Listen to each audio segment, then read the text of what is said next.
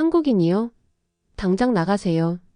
태국의 한 식당 주인은 식당에 찾아온 아시아인들의 나라를 물어보고는 한국인이라면 죄다 쫓아내고 있다고 하는데요. 그 식당 주인과 같이 한국인을 받지 않는 가게들이 점점 많아지면서 매출은 오히려 점점 떨어지고 결국 문을 닫기 일보 직전이라고 합니다. 이에 태국 정부에게 도움의 손길을 뻗어보지만 이미 너무나 커진 상황으로 인해 뒤처리가 쉽지 않아 보이는데요. 결국 이 사태는 태국 경제의 큰 문제점으로 삼고 전 세계 전문가들에게 도움을 요청한 상황이라고 합니다. 과연 이 사태가 어떻게 끝을 내게 될지 지금 바로 들어보시죠.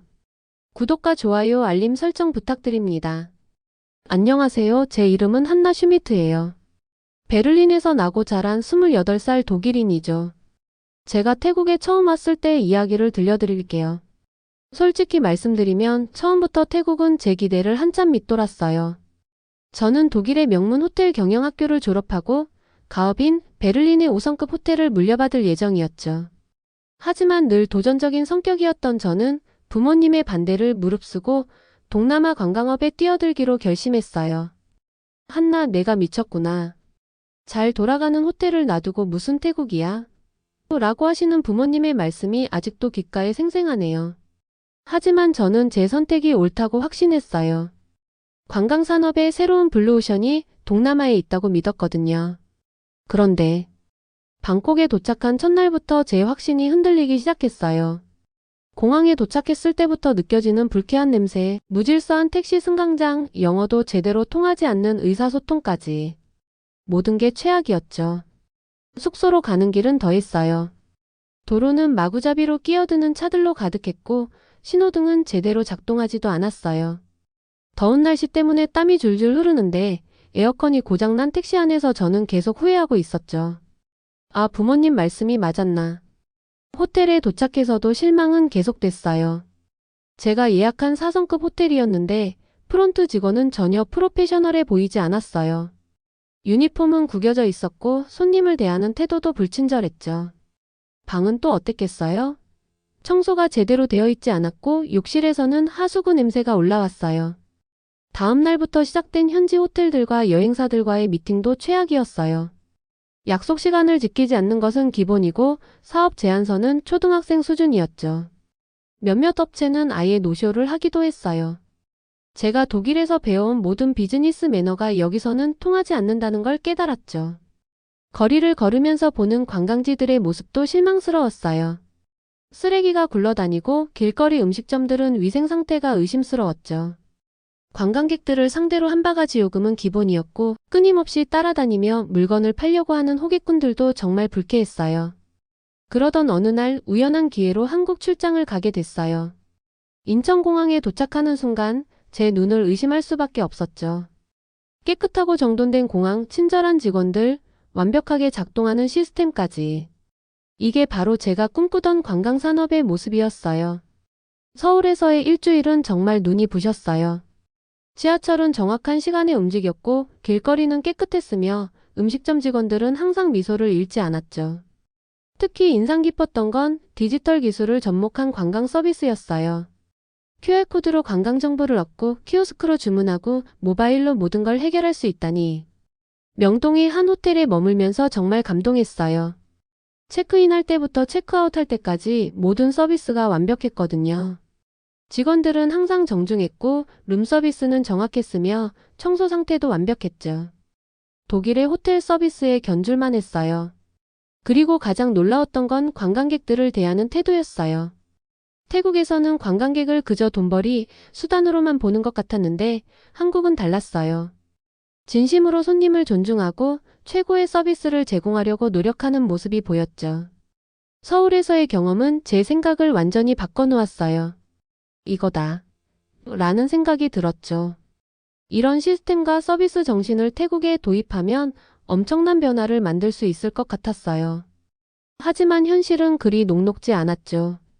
태국으로 돌아와서 한국식 서비스 시스템을 도입하려고 했지만 현지 직원들은 변화를 거부했어요. 원래 이렇게 해왔어요. 손님들이 불편해할 거예요. 그렇게까지 할 필요 없어요. 같은 말들만 되돌아왔죠. 한국의 체계적인 관광 시스템을 보고 온 후 태국의 현실이 더욱 초라해 보였어요. 하지만 저는 포기하지 않기로 했죠. 적어도 제가 운영하는 비즈니스만큼은 한국처럼 체계적이고 친절한 서비스를 제공하고 싶었거든요. 그래서 시작한 것이 한국인 관광객들을 위한 프리미엄 서비스였어요. 서울에서의 놀라운 경험 후 저는 설렘을 안고 태국에 첫 발을 내딛게 됐어요. 베를린에서의 호텔 경영 경험과 서울에서 목격한 선진 관광 시스템을 접목해서 이곳을 바꿔보고 싶었거든요. 솔직히 말씀드리면 자신감이 넘쳤어요. 독일의 정확성과 한국의 세련된 서비스를 태국에 심으면 대박이 날 거야. 라고 생각했죠. 저의 새로운 도전은 방콕의 한 중형 호텔을 인수하면서 시작됐어요. 베를린 소재 우리 가족 호텔의 몫을 팔고 부모님을 겨우 설득해서 마련한 종잣돈으로요. 부모님께서는 한나 내가 미쳤구나. 태국은 너무 위험해라고 말리셨지만 전 제 선택을 믿었어요. 서울의 관광 시스템을 직접 본 후 동남아에서도 이게 가능하다는 확신이 있었거든요. 하지만 현실은 정말 처참했어요. 인수한 호텔의 실사 과정에서부터 문제가 터지기 시작했죠. 서류상으로는 객실 가동률이 80%라고 했는데 알고 보니 숫자를 부풀린 거예요. 실제로는 40%도 채 안 됐어요. 직원들의 이력서도 대부분이 허위였고 호텔 시설은 곰팡이 냄새가 진동했어요. 특히 충격적이었던 건 주방이었어요. 서울의 호텔에서는 주방이 수술실처럼 깨끗했는데 여기는 바퀴벌레가 떼지어 다니고 냉장고에는 유통기한이 한 달이나 지난 식재료들이 가득했어요. 화장실은 또 어땠게요? 청소 기록부에는 매일 청소한 것처럼 체크가 되어 있는데 실제로는 곰팡이가 피어 있더라고요. 직원 교육을 시작하면서 더 큰 벽에 부딪혔어요. 서울에서는 당연하게 여겨지는 것들이 여기서는 전부 불가능한 일이었거든요. 예를 들어 아침 조회를 시작하려고 했는데 아무도 시간을 지키지 않는 거예요. 9시 시작인데 10시가 다 되어서야 사람들이 모이고 지각한 이유를 물어보면 길이 막혔어요. 비가 와서요. 어제 늦게 잤어요. 같은 변명만 늘어놓더라고요. 서비스 교육은 더 힘들었어요. 한국에서 가져온 매뉴얼로 교육을 시작했는데 직원들의 반응이 정말 황당 그 자체였죠. 손님이 짜증내면 우리도 짜증내면 되죠. 몸이 피곤한데 왜 계속 서 있어야 해요? 웃으면서 인사하는 게 부끄러워요 같은 말들이 나왔어요. 서울의 호텔 직원들이 들으면 기절할 것 같은 반응들이었죠. 청소 교육도 큰 문제였어요. 침대 시트를 개는 방법부터 가르쳤는데 한 직원이 이렇게 말하더라고요. 손님이 어차피 또 쓸 건데 뭐하러 이렇게 꼼꼼하게 해요? 서울에서는 상상도 할 수 없는 말이었죠. 화장실 청소도 대충대충. 곰팡이는 원래 있는 거예요. 이 정도면 깨끗한 거예요 하면서 말이에요. 식당 서비스는 또 어땠을까요? 한 번은 한국인 관광객 단체가 왔는데 주문한 음식이 1시간이 지나도록 안 나온 거예요. 주방에 가보니 요리사가 담배 피우면서 휴대폰 게임을 하고 있더라고요. 제가 뭐라고 하니까 조금만 기다리면 되잖아요? 라는 답이 돌아왔어요. 서울에서 경험했던 신속하고 정확한 서비스는 그야말로 꿈같은 이야기였죠. 프론트 데스크는 더 심각했어요. 손님이 체크인하는데 30분씩 기다리게 하고 예약이 꼬여서 객실이 없는데도 손님을 받아버리고 한 번은 한국인 신혼부부가 허니문으로 왔는데 예약해둔 스위트룸을 다른 손님에게 줘버린 거예요. 제가 황급히 사과하고 다른 호텔을 알아봤지만 그 부부의 실망한 표정은 잊을 수가 없어요. 직원들의 복장도 문제였어요. 서울의 호텔에서는 직원들이 항상 단정하고 깔끔했는데 여기는 달랐어요. 구겨진 유니폼에 염색한 머리, 화장은 진하게 하고 심지어 한 직원은 슬리퍼를 신고 출근한 적도 있어요. 제가 지적하니까 더운데 구두를 어떻게 신어요? 라고 대들더라고요. 골치 아픈 일은 또 있었어요. 호텔 로비에서 직원들이 큰 소리로 잡담을 하고 손님 앞에서 하품을 하고 심지어 바닥에 앉아서 휴대폰을 보고 있는 거예요. 서울에서는 상상도 할 수 없는 광경이었죠. 제가 주의를 주면 우리는 원래 이래요. 너무 딱딱하게 굴지 마세요. 라는 답이 돌아왔어요. 결정적인 사건은 어느 날 밤에 일어났어요. VIP 고객이었던 한국 기업 임원님이 객실에서 바퀴벌레를 발견한 거예요. 그것도 한 마리가 아니라 수십 마리가. 바로 객실을 옮겨드리고 사과했지만 그분은 결국 체크아웃을 하셨어요. 떠나시면서 하신 말씀이 아직도 귓가에 맴돌아요. 태국은 역시 태국이네요. 한국의 절반만이라도 따라올 수 있게 노력해보세요. 그 일을 계기로 저는 큰 결심을 하게 됐어요. 모든 직원들을 새로 뽑기로 한 거죠. 물론 엄청난 반발이 있었어요. 노조와 비슷한 조직을 만들어서 저를 협박하기도 했고 지역신문에 저를 서양에서 온 악덕 사장이라고 고발하기도 했어요. 하지만 전 물러서지 않았어요. 새로운 직원들을 뽑을 때는 한국어를 조금이라도 할 줄 아는 사람들을 우선으로 뽑았어요. 그리고 처음부터 확실하게 선을 그었죠. 이 호텔은 한국식 서비스를 지향합니다. 따라올 자신 없으면 지원하지 마세요. 면접에서부터 한국의 서비스 정신을 강조했고 채용된 직원들은 한 달간 특별 교육을 받게 했어요. 결과는 놀라웠어요. 새로 뽑은 직원들은 이전과는 완전히 달랐거든요. 시간 약속을 잘 지키고 서비스 교육도 열심히 받았어요. 특히 한국인 손님들을 응대할 때는 정말 프로페셔널한 모습을 보여줬죠. 한국어로 인사하고 90도로 허리를 숙여 인사하고 손님들이 깜짝 놀라실 정도였어요. 물론 아직도 한국의 수준에는 많이 부족해요. 하지만 적어도 제가 운영하는 이 호텔만큼은 태국에서 한국식 서비스를 경험할 수 있는 유일한 곳이 되어가고 있어요. 이제는 한국 관광객들 사이에서 입소문이 나서 예약이 밀릴 정도예요. 특히 신혼여행 패키지가 인기가 많은데 서울의 특급 호텔 못지않은 서비스를 제공하고 있다는 평가를 받고 있어요. 이런 변화를 보면서 새삼 깨닫는 게 있어요. 한국의 서비스 정신은 결코 우연히 만들어진 게 아니라는 거예요. 수십 년간 쌓아온 노하우와 정신이 있었기에 가능했던 거죠. 태국의 관광업계가 한국을 따라가려면 아직 갈 길이 멀어요. 하지만 저는 포기하지 않을 거예요. 한 걸음씩 나아가다 보면 언젠가는 이곳에서도 한국 같은 수준 높은 서비스를 만날 수 있을 거라 믿어요. 하지만 이 믿음은 그리 오래 가지 못했어요. 그날도 평소처럼 사무실에서 일하고 있었어요.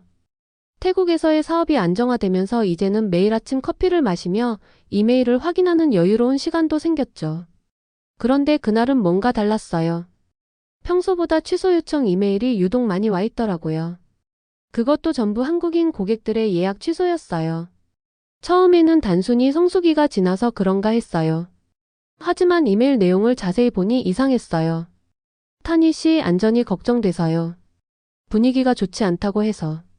다른 나라로 변경하고 싶습니다. 이런 내용들이 반복되는 거예요. 휴대폰을 열어 SNS를 확인했더니 정말 충격적인 장면들이 가득했어요. 푸켓의 상점들이 앞다투어 한국인 출입금지 팻말을 걸어두는 사진들이었어요. 처음에는 포토샵으로 조작한 거라 생각했죠. 하지만 영상까지 올라오기 시작했어요. 한국인 관광객들이 상점에서 쫓겨나는 모습, 마사지샵에서 예약을 거절당하는 장면. 말도 안 되는 일들이 실제로 벌어지고 있었어요.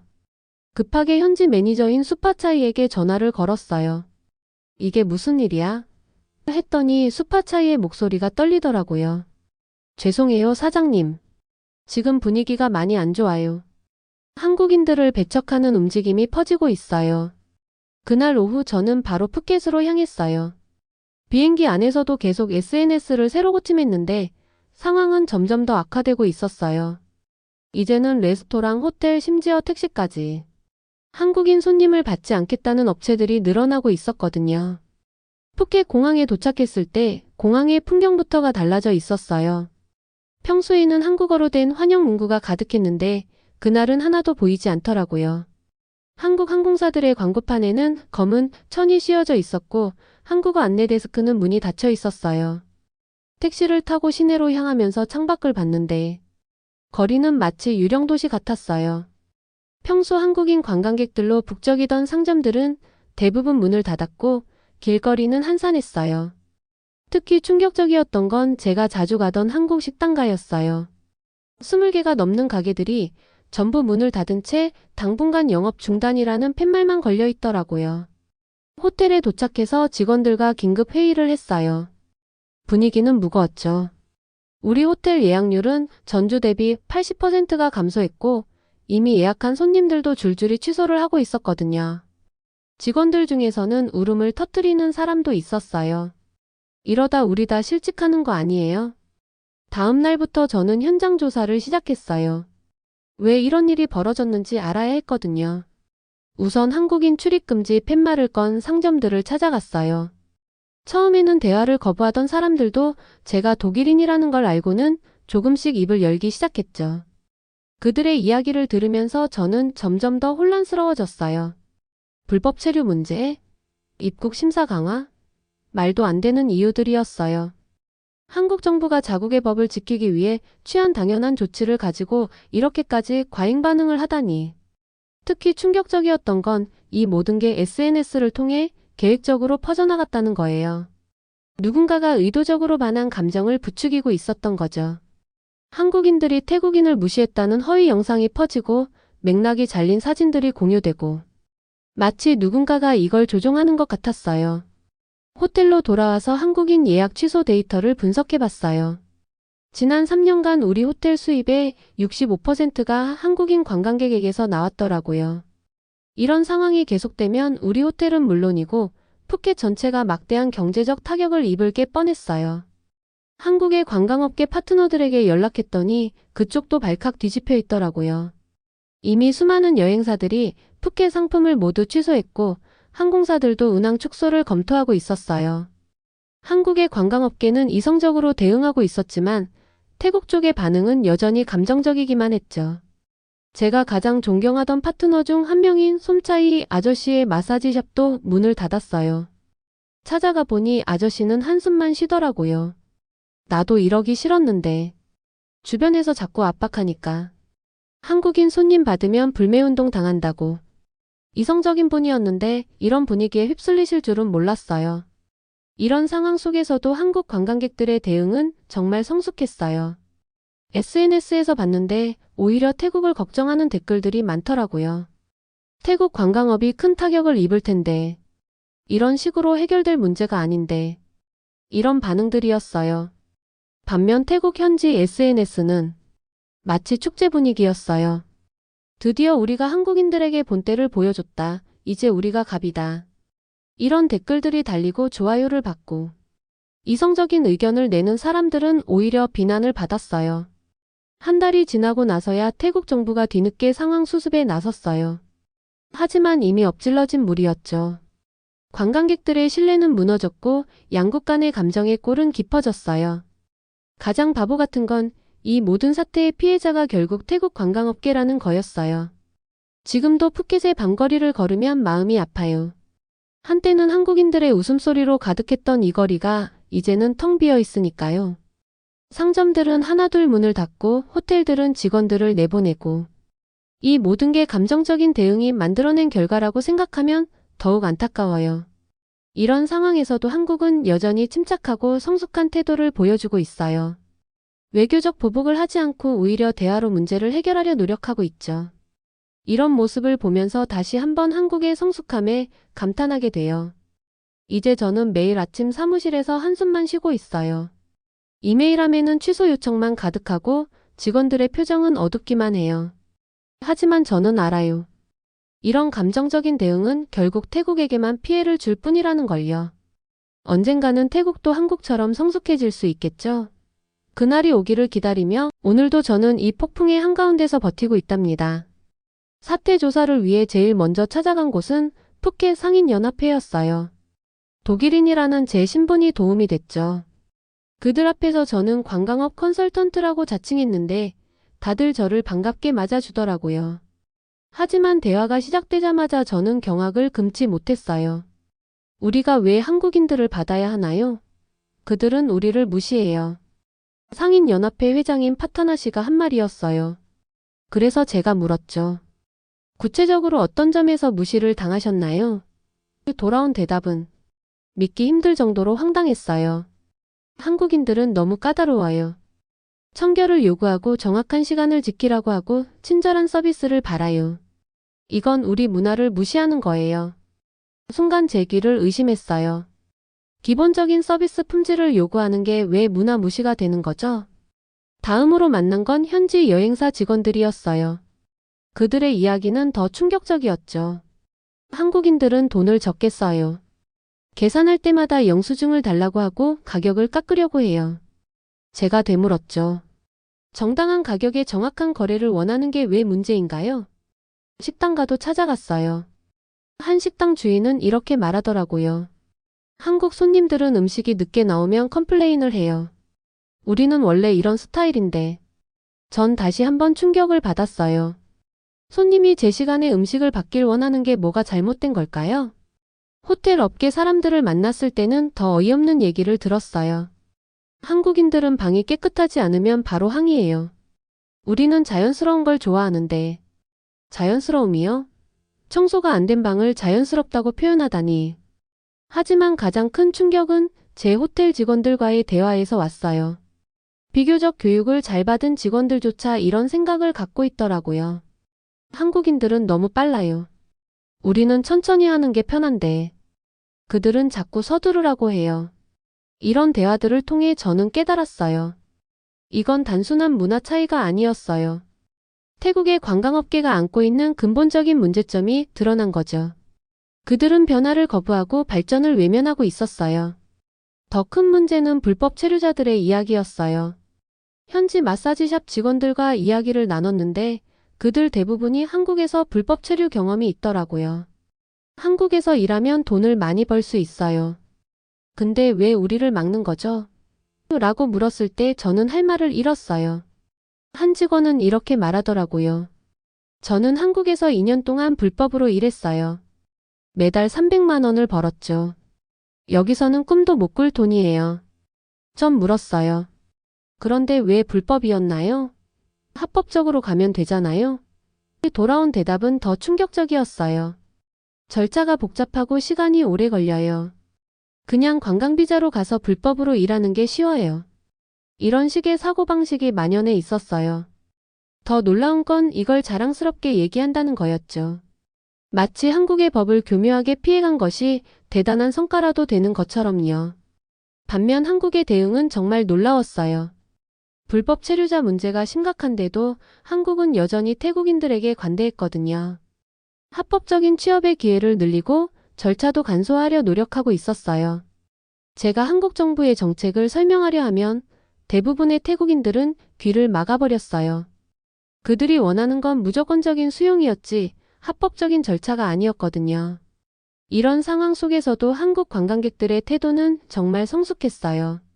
차별을 당하면서도 감정적으로 대응하지 않고 오히려 태국 경제를 걱정하는 모습을 보였죠.